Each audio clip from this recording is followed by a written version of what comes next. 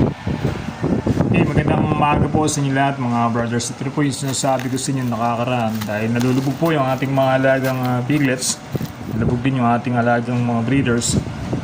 So tinamaan na sila ng nasakit na nagtatay na po yung ating mga piglets. So kailangan agapan natin yon. So meron akong gamot dito na sadyang mura lang ito. Ito po in-order ko po sa parting Pangasinan. At ito po yung nagkakahalaga ng 17 pesos lang. So 10 grams itong gamot na ito. So ito ihahalo natin sa tubig. Sa isang galong tubig, ibig sabihin 4 liters yan. So mapiprevent natin yung pagkatay ng ating mga alaga. Mainam itong gamot na ito. Pwede natin gamitin yung soluble. Lalo na kung yung ating mga alagang piglets ay katulad niya sa akin po, umiinom na sila. Umiinom na sila ng tubig, ihalo natin sa pagkain. So yun. Pwede natin ma-prevent yung kanilang pagkatay. Importante, ma-prevent kagad natin, ma-cure kagad natin yung pagkatay ng ating mga alagang piglets kasi po, mahuhulog yung kanilang mga katawan, mamamahit yan, so maapektuhan yung kanilang kalusugan, yung kanilang taba, mababawasan po yan mga brothers. Kaya mamaya, papaimin natin sila bandang hapon para mas effective yung ating pagbibigay ng prevention sa kanilang cure sa ating mga alagang piglets. So ito po, ang bili ko dito ay 17 as lang, medyo malayo po yung pinanggalingan, Pangasinan po sa Luzon, ayan, Pangasinan yan. Marami namang klaseng gamot na pwede nating igamot sa pagkatay ng ating mga alagang baboy, ng mga piglets. So merong mga mura pero effective. So siyempre kailangan na susubukan natin yung mga bagay na ganyan para nagkakaroon tayo ng mga ideas patungkol sa ating paggagamot o pagbibigay ng cure sa ating mga alaga. Na-experience natin. Subukan natin mamaya itong gamot na ito. Ayan mga brothers, kung nakikita ninyo, lusaw yung dumi ng ating mga piglets kasi nga dahil dun sa nakakainom sila ng tubig ba, nung nakaraan, nalubog sila. Ayun, so kaya papainimin natin sila ng gamot na ating sinabi po kanina.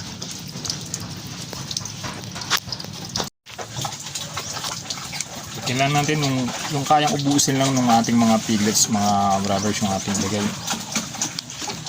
So kalahati lang ng mga konti lang itong nilagay natin kasi masasayang na hindi naman mauubos ang ating mga piglets.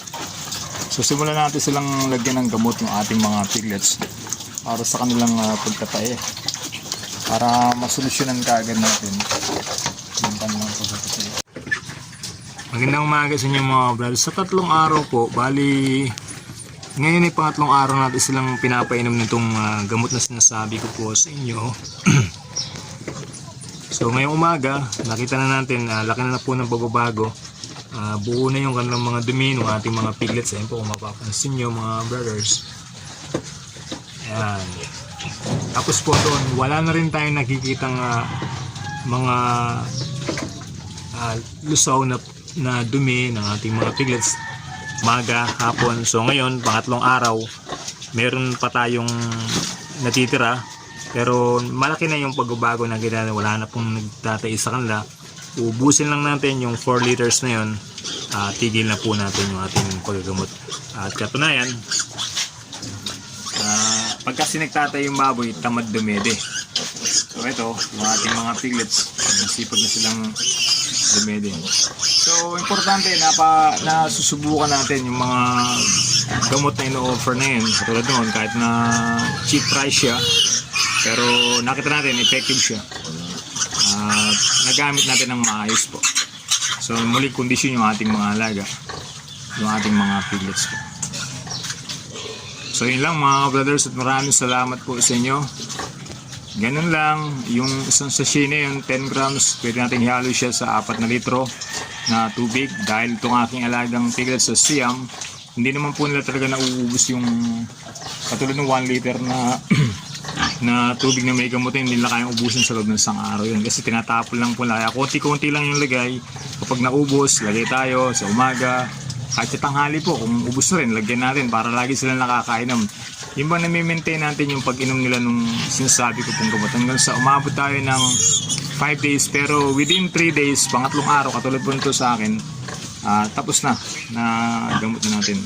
Kailangan na lang natin kumpletuhin yung 5 days para tuluyan ng ma-normal o makondisyon yung kanilang digestive system.